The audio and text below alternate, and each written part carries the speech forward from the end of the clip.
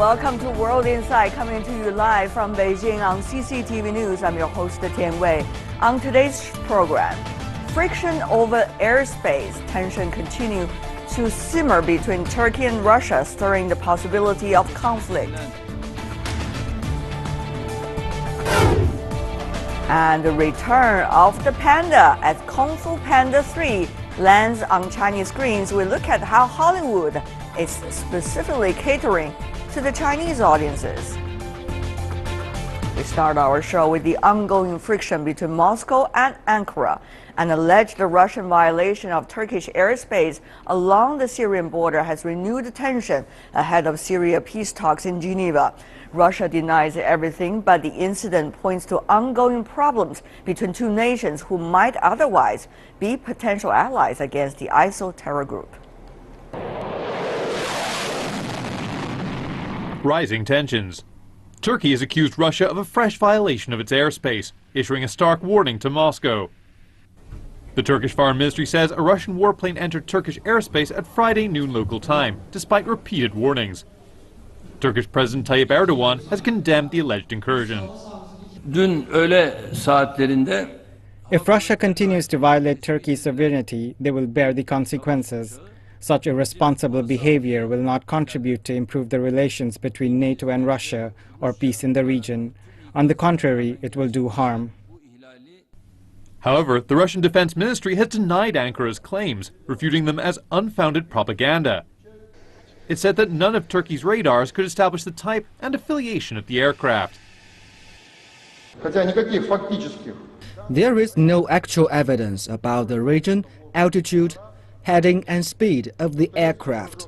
All objective data of the so-called airspace violation only exists in the imagination of the authors of the allegation. NATO has voiced its support for alliance member Turkey, with NATO Secretary General Jens Stoltenberg warning Russia that such actions would produce dangerous results.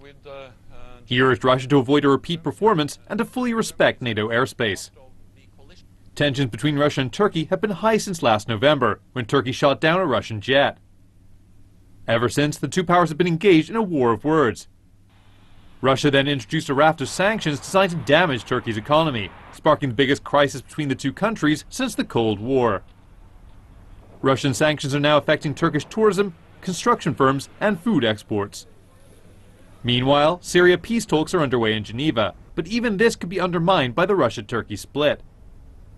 Turkey supports rebels fighting to topple Syrian President Bashar al-Assad, while Russia supports Damascus, providing diplomatic and military support for Assad. The latest incursion is fuel to the fire, but the heart of the row is a clash of interests in Syria. If Russia and Turkey can't find common ground, it could well further undermine the prospects for peace.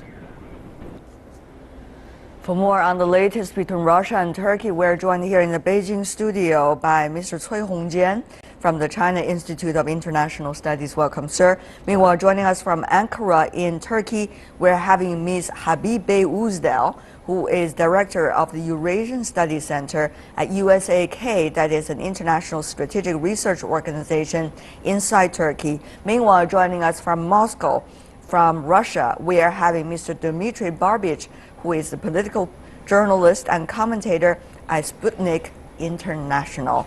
Welcome to the three of you. To our Turkish and Russian guests, first of all, there are accusations coming from both of your countries against one another. From the Russian side, you are saying accusation from the Turkish side about the Russia's violation of Turkey's airspace is a provocation, while Turkish side is saying that Russia is trying to escalate the crisis by sending its plane to the Turkish airspace. What exactly is going on over there, Ms. Uzdel? Should we go from you first? Well, okay, thank you. This is the second claim of Turkey about the violations. This is a very technical issue, and of course, Turkey and Russia obviously have very different approaches. It was the same in the incident of 21st of November as well. Since then, actually, we haven't found any common ground about what is going on exactly in terms of technical military situation. But what is for sure is that we are in a new period of Turkey-Russia relations, and it has implications not only in terms of bilateral relations, but also for the regional and even global issues, I suppose.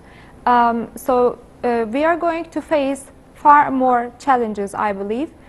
We may have Turkey-Russia crisis, future crisis, not only in terms of airspace violations, but also in terms of political disagreements and claims, accusation towards each other. And this is not only as a result of one incident, but the incident of the 21st of November is actually kind of a accumulation of many disagreements areas. So this is the latest crisis, and unfortunately the crisis management that time didn't work. Mr. Barbich, from the Russian side, of course, we are watching earlier some background footages coming from November incident. Yes, indeed, that crisis was not resolved, and now a new accusation came up again. What about from the Russian side? What are you seeking from the Turkish-Russia relations now?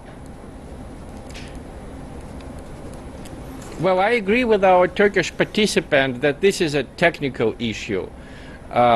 I don't think that the Russian command, the Russian military command, deliberately sent planes so that they would violate the Turkish airspace. I don't believe that it happened in November, that this was premeditated on the Russian side. And I don't think that this time it was a premeditated move. The problem is that basically in Syria, I don't believe that the clash of the Russian and Turkish interest is fatal. I think that in the end, both Turkey and Russia are interested in the cessation of violence in Syria and in a stable Syria. The problem is that for some reason, the Turkish leader, Mr. Erdogan, back at the time when he was the prime minister, decided to support the insurgency in Syria since its beginning in the year 2011. A lot of people in Russia were surprised by that, because prior to that, Mr. Erdogan had been a friend of the Syrian president Bashar al-Assad. They even spent vacations together, yachting. So I think, I don't know what Mr. Erdogan's calculations were, but these calculations proved to be wrong, because Mr. Assad turned out to be much stronger than the West and Mr. Erdogan expected. Right. He has been able to resist the insurgency for 4 years now, and Turkey has got a lot of problems because there are refugees coming to Turkey. The Kurdish minority near Turkish border is getting more and more well armed and well supplied, including by Turkey's NATO allies, by the United States. So little by little it becomes more and more problematic, not only for Syria but also for Turkey. I think that at the Geneva talks which are studying right now, one of the main problems is the absence of the representatives of the Kurdish minority Mr. Barbich, in Syria. you might want to And save we some know of your that they are points not there for a because little bit Turkey later. insisted that they should not be there. You might want to save some of your points for later discussion. Let me go through some of the points both of you have already mentioned. Ms.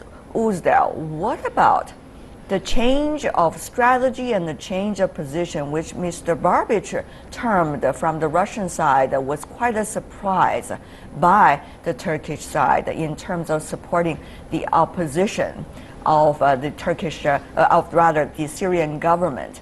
And why was that turn of political support? What was and what could be, in your understanding, Mr. Uzdel, is the national interest of Turkey in this regard?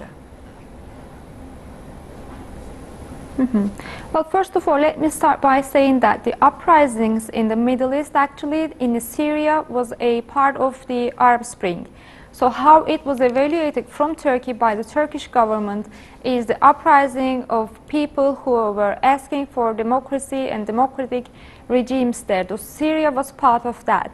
And actually, in all the Arab countries who faced with the kind of an Arab Spring, we saw different resolutions, different results from every particular country. So in case of Syria, actually, the process, first of all, is in its 4th year. And probably not only Turkey, but all international actors failed so much in continuing a very comprehensive and very clear-cut foreign policy towards Syria. So today we are in a very different picture than 4 years ago, even 2 years ago. It was last summer actually when Assad regime was almost so close to lose the control. But with the Russian intensive operation in Syria, actually the future of Syria also has changed. During that time, the allies of Turkey also reconsidered their foreign policy, because we have witnessed United States who actually draw red lines and red lines again and again. So while every country actually were redefining its foreign policy, Turkey couldn't that much redefine. And Turkey's policy now clearly needs reconsiderations about current attitudes towards Syrian regime, current attitude towards evaluating its foreign policy towards Middle East, and of course we need to readdress our roadmap regarding to the new situation in the Middle East. But this is not only limited with the Turkish foreign policy. What I mean here is almost all the actors, in line with their national interest and in line with their priorities, and of course in line with their threat perceptions, their policy has changed. What I mean here is we now face with the European Union countries who actually do prioritize the migration issue. So for them, regimes start to be a bit more legitimate actor to sit on the table and to reconsider the situation. While 4 years ago, 3 years ago, even 2 years ago, that was not a clear message. It is. So therefore, actually, Turkey's... It is about a priority, isn't it? Mr. Babish, before I go to the Chinese guest, let me ask back to you again. Well, the Ankara think tanks, including Ms. Uzdel, are talking about prioritize, once again, the most important advantages for Turkey in terms of its foreign policy and the regional policies. What about Russia? Is Russia going to continue to pick points and pick fights with Turkey? Is that going to be your national interest, even though Turkey at this point still is very much opposed to the Assad regime? Well, I don't think that Russia picked a fight with Turkey. Certainly, Russia didn't want. Can I just explain Go ahead, Mr. myself? Babish. I think it was not Russia's intention to have a conflict with Turkey, because if our conflict with the EU, with the European Union and with the United States is quite logical, because these two entities want to dominate the world with their vision of the so-called democracy, Russian-Turkish relations have been very good. Since the collapse of the Soviet Union, we had excellent relationship. The only point where we indeed disagreed was the moment when Mr. Erdogan supported the so-called Arab Spring on the Syrian territory. I agree with our Turkish counterpart. I like her, I would say, respectful tone. Maybe the motives of Mr. Erdogan initially were to support democracy in Syria.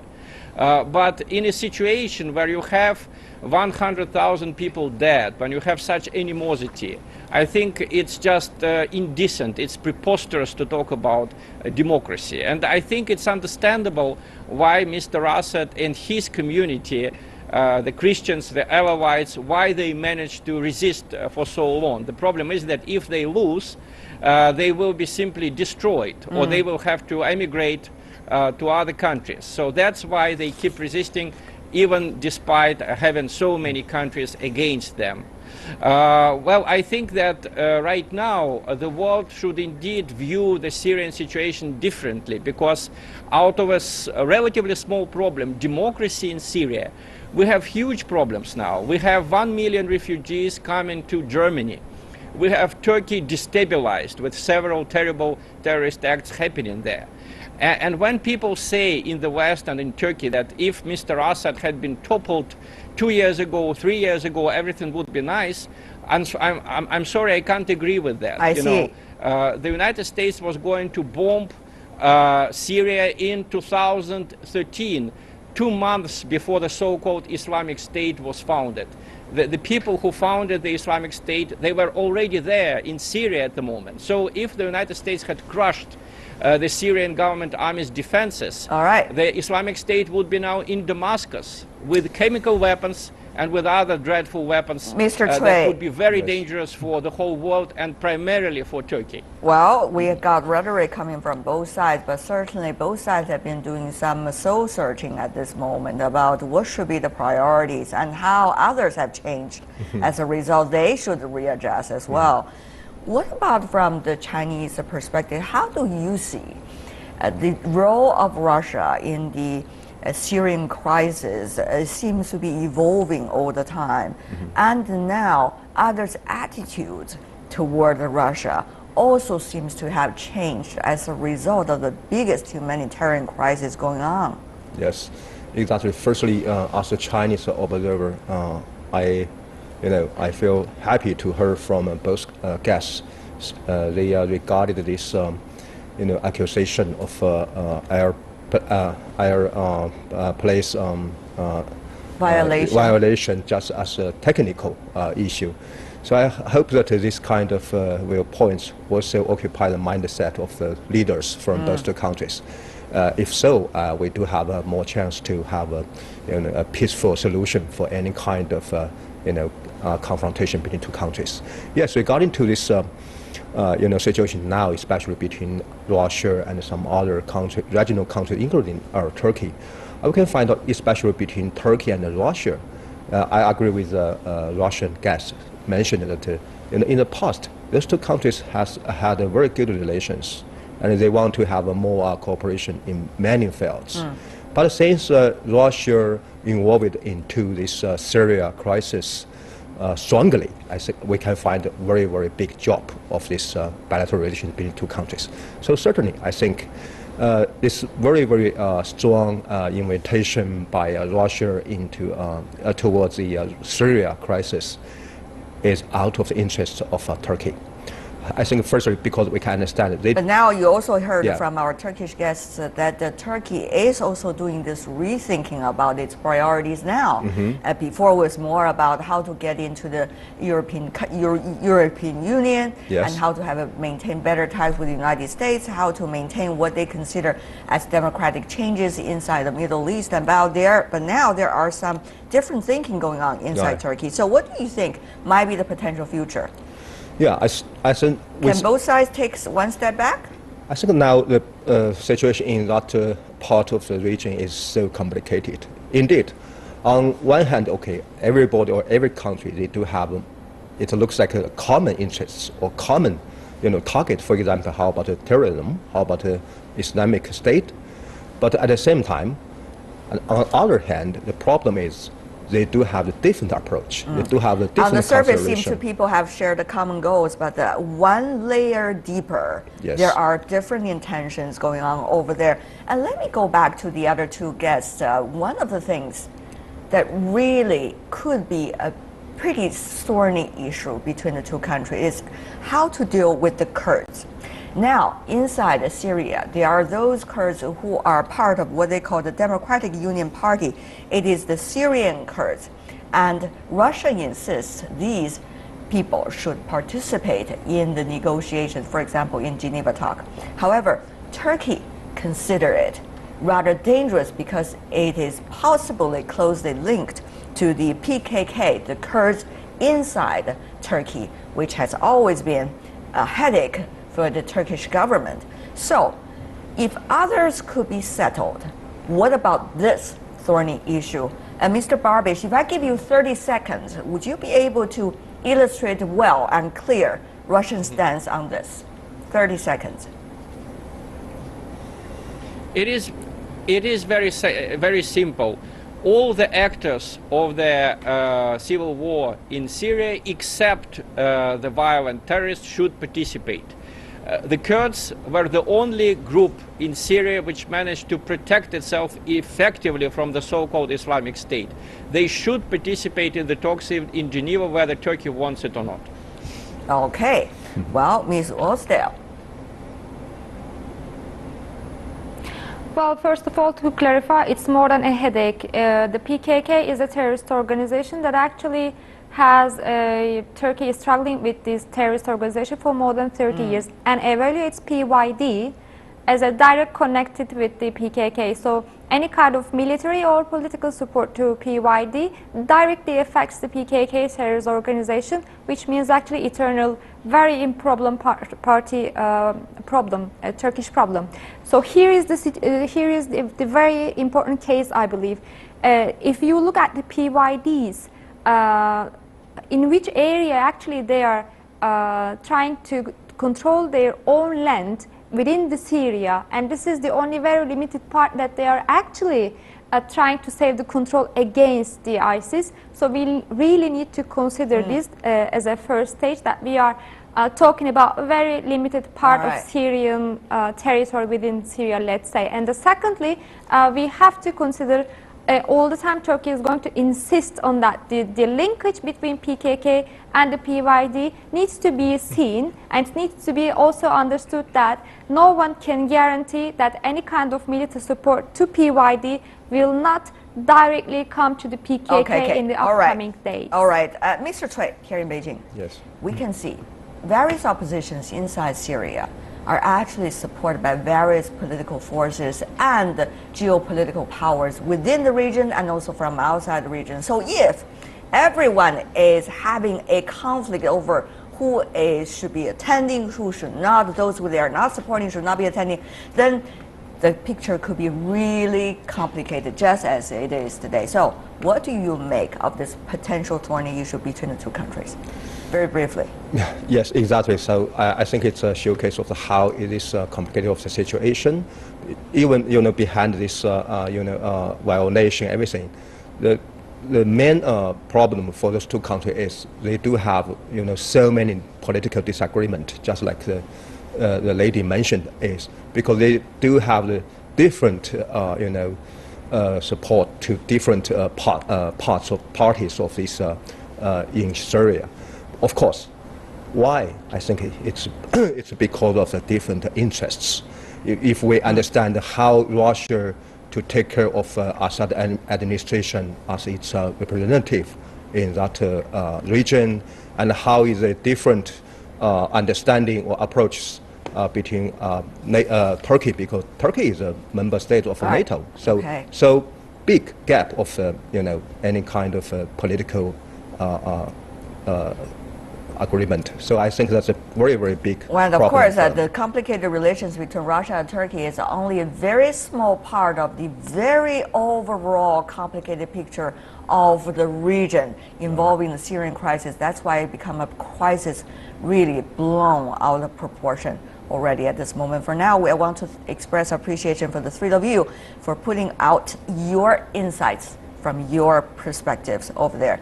Cui Hongjian, Habibe Osdale, and also Dmitry Babich. Thank you so much for being with us. Stay with us here on World Inside. We got our final segment coming right up. Return of the Panda as Kung Fu Panda 3 lands on Chinese screens. We look at how Hollywood is specifically catering to the Chinese audiences.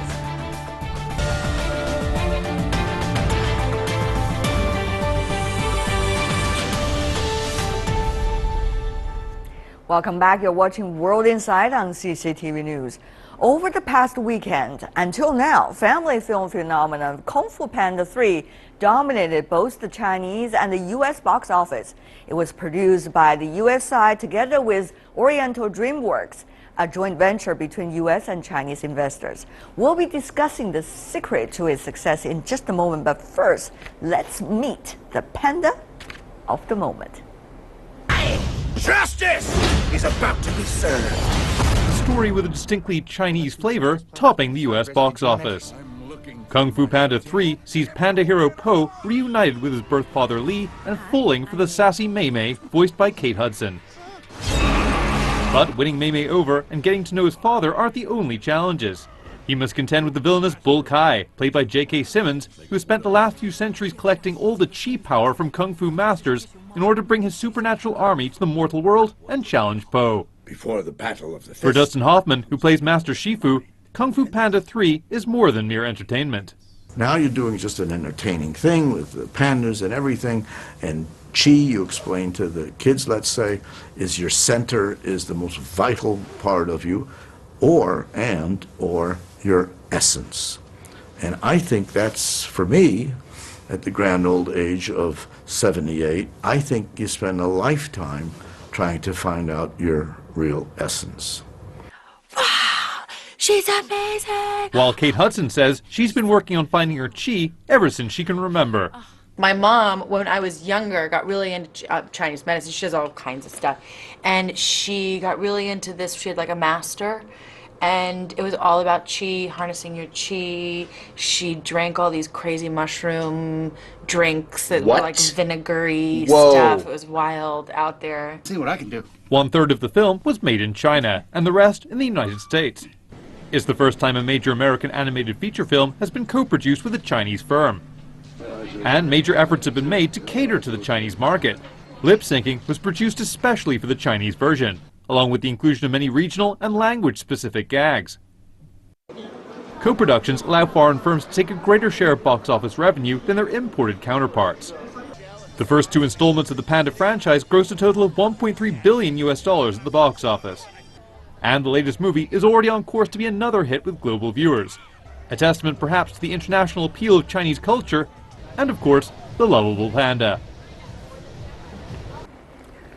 For more on the panda and the fun related to that, we are joined here in the Beijing studio by Ms. Wang An, who is a scriptwriter and also CEO of a scriptwriting company here based in China. Meanwhile, joining us from LA, Los Angeles, inside the United States, we're having Ms. Elizabeth Dell, head of the China Task Force at the Producers Guild of America. Welcome, ladies. It seems when it comes to family films, we're having 2 ladies joining us to talk about it. First of all, $60 million in 3 days box office in China since last weekend. In the United States, $40 million as well within a very short period of time. Ms. Dell, how amazing is it? It's very impressive numbers, and I think it speaks to how popular the panda is and how popular animation is as a global enterprise. Well, yes, indeed. Ms. Wang, I know. It's also a great movie. Yes, indeed. Ms. Wang, I know you jumped into the theater to watch it before coming over here. Yeah. So what about that 60 million, 40 million? Do you think these numbers really speak the quality? Yeah, of course. Like after seeing the movie, I was overwhelmed too. Like although I saw the first one. By the way, Ms. Wang's company was not participating in the script writing of the movie itself, so there's no conflict of interest. So help us to understand, why is it interesting, even as a movie maker, to you? I think I really respect the movie makers who can make movies like this. It's a like Chinese. What? It's a Chinese movie, but it's made by Americans, and they did it so right. And I think we have really a lot to learn. Well, from this. there's in fact, a very interesting phenomenon involved, Ms. Dell, about this movie, because there are 2 versions. One is so-called the original version that is being used in the American market and also international market. It's in English. The other version is the Chinese version. It's also dubbed in Chinese. Even the way the cartoon characters speak, the way the mouths move, are in the Chinese way when they're speaking Mandarin Chinese rather than when they're speaking English. So does it make sense when you have movies being made into too many different versions? Certainly it's going to cost a lot more money than just one version. Is it really worthwhile? I think for projects like this, certainly. I mean, China is well on its way to being the largest box office on the globe, so I think there's a reasonable question: does it make sense to start in Mandarin and then dub everything else? You know, with the size of the Chinese box office, I think for animation, it is absolutely an expensive task and an expensive undertaking, but it is more feasible with animation than it is with live action. I think we may be moving in that direction, but it is more difficult to reshoot every single scene with live actors speaking in 2 different languages and having those skills than it is in Mandarin. Than it is in animation. Yes, indeed. Just looking at those footages coming from the movie really make one feel really happy at this moment. But having said that, though, are we going to see Miss Wang, though? We see a very vibrant Chinese movie market, and yet the qualities of the movies in most recent years have been pretty much a topic of complaint rather than a topic of praise.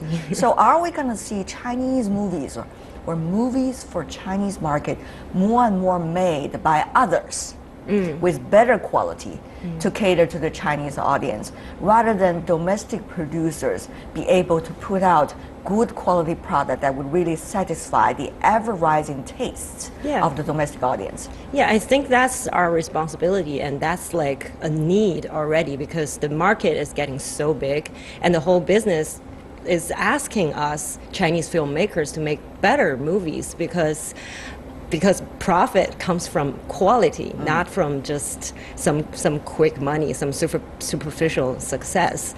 But I think there is also a very interesting phenomenon, which is Chinese audience have like 2 different standards, like for Chinese movie, local made Chinese movie and foreign movies. Explain. Yeah, like for example, like Jianbing Man, like those kind of movies, maybe from a standard of Hollywood business, it's not really the same. But Chinese people like them sometimes, but it's not the same reason why we like Hollywood movie. What are the different reasons? I think for the Chinese movie, what are the reasons that we might like or dislike a movie? I think we choose to watch something we already know. That is, like Chinese audience, maybe they read a novel and they get familiar with that concept and they want to see it on screen. Sometimes it is that. But I think as the market is getting more and more mature, like better quality, like global point of view is getting into like Chinese filmmaking too. So we're trying to make ourselves able to tell the story in a global way, not only just relying on concepts like maybe some familiar ideas or novels. Interesting. Yeah. I think maybe you need to figure it out even clearer before explaining to us. But for now, let me go to you, Ms. Dao. Even though Ms. Wang did not explain 100%, but it seems that at least among filmmakers like her, there are certain reasonings behind what they consider as what the Chinese market's like and what the Chinese market doesn't. From your perspective, how much of an opportunity of time do you think does that really give to Hollywood in terms of capturing the Chinese market, and well knowing that it is still numbered in terms of the number of Hollywood movies that can be imported into the Chinese market directly? I think that there is some time. I think there's some really interesting things happening right now with co-productions and even just partnerships between Hollywood and Chinese producers, trying to blend the skills of Hollywood production with the stories and the characters from China. I think every market wants to see its own stories and has a definitive bias to seeing its own stories, and that makes perfect sense. So I think that the local Chinese production for Chinese audiences is only going to grow. That being said, I think there are certain character and type of stories, whether that might be animation, whether that might be science fiction and fantasy, things where you're creating worlds where there's a lot of room for anyone to tell that story, because you are building a new world, and especially with the really high budget blockbusters, global blockbusters, there's a place for Hollywood and a place that China may join Hollywood in making those Right. together for the global market. Well, Ms. Dell, you know very well, this time it is a co-production, particularly the Chinese version for the Chinese market, co-production between the U.S. side and also Oriental DreamWorks, which is also a joint venture between Hollywood DreamWorks and also a Chinese company, a Chinese cultural fund, in fact. How much do you think this would be able to serve as an example vis-a-vis some of the other fantasy movies that we've witnessed over the past 2 years, in which there might be some minor roles for Chinese hot movie stars so that it could cater to the Chinese market as Hollywood saw it? What do you think about this comparison? Which ones seem to be work better? Is it only going to be this case specific, or this is something that's likely to spread to the other movie productions for the Chinese market? I think there are a lot of people trying to make this model spread. I think this is going to be the first clear success of a co-production, and I think animation offers a great space to tell those stories, in the sense that animated characters are not live, and so they sort of take everybody out of the world that they live in every day. And so you can go anywhere in animation and all audiences can respond to that. I think it's harder to find stories that are organic and make sense and feel natural, sort of feel local to both a U.S. or a Hollywood and Chinese audience. At that point, we're talking about most of the entire globe feeling that this is localized to them. That's a difficult needle to thread. That's not to say it's not happening. I know the Great Wall with Legendary East, and there's other projects that are in the works. But I think it's harder to do with live action than it is with animation. Yes, indeed. But I always have hope.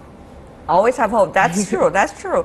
And especially with Panda, I mean, it is with Panda 1. Remember years ago, people are saying, how come Hollywood could make a panda movie much more interesting than we Chinese could make about our own national treasure animal? And they did. And now it is the Panda 3. Once again, they did it. Even though Chinese have learned some experiences in between. But the question is, are we really going to tell our stories better? Do we really have the advantage anymore, culturally speaking? Even though we have the understanding, are we really going to put it into the movie language? Are we really going to put it into a language that the audience would enjoy anymore? Ms. Wang. I think Hollywood got two things that represents China very well. One is Panda, the other is Kung Fu. And Panda is very clumsy. It seems like a mission impossible for Panda to learn Kung Fu. So this creates very good conflicts, and we see great story in it. And for Chinese filmmakers, I think we need to drop the idea that it's a lie that inside us sometimes, which is entertainment is not serious.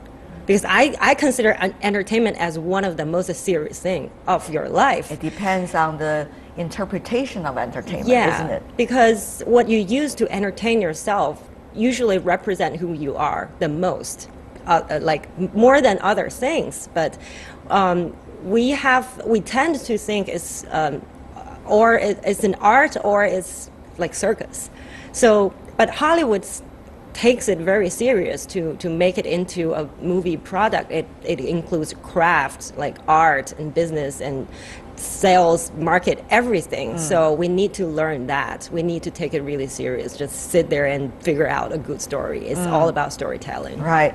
Ms. Dell, while you were sitting in the theater, having a great laugh of this Kung Fu Panda movie, what do you make of the potential, of the taste, the direction, and also the future the Chinese audience would have on the international filmmaking industry, given its size? And what would that really mean for the industry itself? I think one of the things that I loved watching the movie was how gorgeous the art is and how the wonderful stories and sort of the ideas from China, from Chinese medicine and then spirituality that they were bringing to audiences around the world. I think there is a huge amount of untapped story, and I think that the thing that drives, you know, as we've said here, the thing that drives great movies is great stories. And so Hollywood is always looking to find great stories anywhere it goes, because it knows that that's what will, you know, it is those individual stories, it is those specific stories that then resonate universally, that create story that the globe responds to.